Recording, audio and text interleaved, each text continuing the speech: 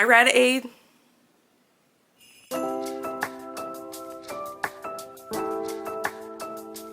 Hi guys, welcome to day 2 of Bookmas Vlogmas. Today I'm actually going to be going over all of the books that I read last month with you and tell you my thoughts about them all. I read a total of 8 books last month, 1 physical, 6 on Kindle Unlimited, and then the last one was on Libby. Let's just literally get right into it. For the physical book, we have Lost and Lasted by Lila Sage. I posted a whole reading vlog about reading this book. I read this book in one sitting, which was very cool for me. I haven't done that in a very long time. I talk about this book in that reading vlog, so if you guys want to know my thoughts about it, go ahead and just check that out. But I will tell you my rating was immediately 5 stars. Next up, I read the entire Twisted series by Anna Wong. I actually have a whole series review video already recorded and ready to be edited. It's just with everything that's been going on, it's been too much for me to actually sit down and edit it. So in this video, I'm not going to go in depth on my thoughts and feelings about this series because I'm just going to be posting a more in-depth review of it at some point. But I will give you my rating for each one. Twisted Love, I rated that a 3 out of 5 stars. Twisted Games was a very easy 5-star read for me. Like, come on. Twisted Hate, I think in the video that I recorded about this series, I rated that a 3.5. But now that I've had more time to sit on that book and really think about it, I'm actually gonna knock it down to a 2, maybe 2.5.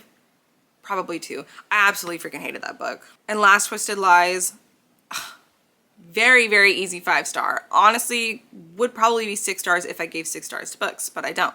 So, easy 5-star for me. Next is Barbarian Alien, which is the second book in the Ice Planet Barbarian series by Ruby Dixon. I ended up rating this one a 3 out of 5 stars. This one follows Liz and Rahash, and Liz to me was just very annoying. Basically in this one, Liz just kind of pissed off that she has to go along with this whole thing with these aliens on this ice planet. And she just wants to be able to have a choice with what's going on with her body.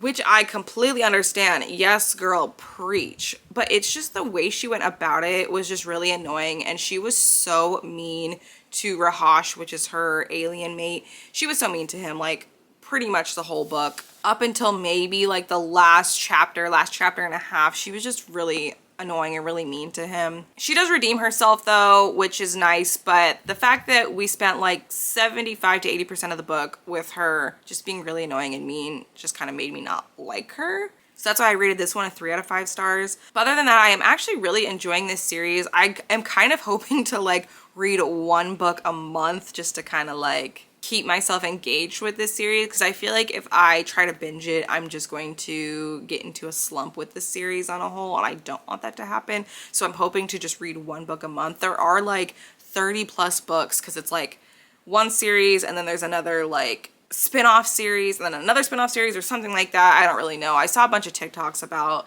this series on a whole and it's like 30 plus books.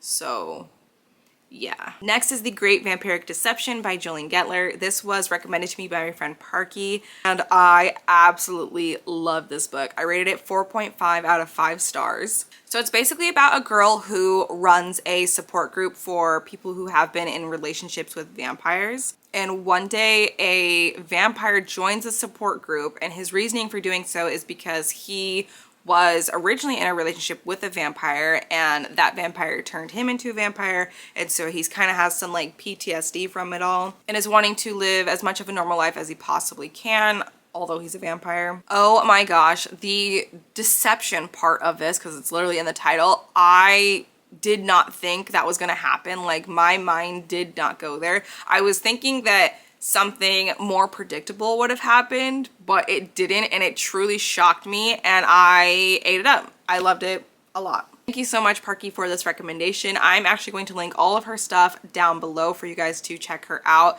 Her book recommendations are amazing, and the way she talks about books is just so inspiring and really like wants me to get off TikTok or Instagram and go read. So please check her out. Thank you again. The last book that I read this month was Get a Life, Chloe Brown by Talia Hibbert. I ended up rating this one 3.5 out of 5 stars. This one was also a like semi recommendation. I hadn't even planned to read this book at all this month, but my friend Brooke was listening to the audiobook, and she was just telling me how good it was and how much she was enjoying it and giving me like little updates. So I was getting a little bit of FOMO, and I kind of wanted to see what it was all about. So while I was reading The Great Vampiric Deception, I went on to Libby and saw that the audiobook and the ebook were available. So I went and placed a hold on both. And as soon as I finished The Great Vampiric Deception, I immediately jumped into this. I have been taking my mom's huskies on walks every morning, especially since it's getting colder and they absolutely love the cold weather. I have been braving it for them. So I actually listened to a good chunk of Get a Life Chloe Brown while walking them in the mornings. And I really did truly love the audiobook. The only thing for me about audiobooks, and it's always going to be a thing just because it's a preference of mine, I usually listen to audiobooks anywhere between like 2 to 2.8 speed. Just because when I am reading a book and listening to the audiobook at the same time, if I don't have it on a higher speed, I actually start reading ahead and it gets very annoying. So I have just come to prefer to just listen to audiobooks on a whole at a higher speed. So when books are at a higher speed, the voices kind of sound a little funny sometimes. So whenever the narrator was doing Red's voice, it sounded very funny to me, but it was still good. The book is about Chloe. She has some sicknesses that prevent her from pretty much living her life the way she wants to.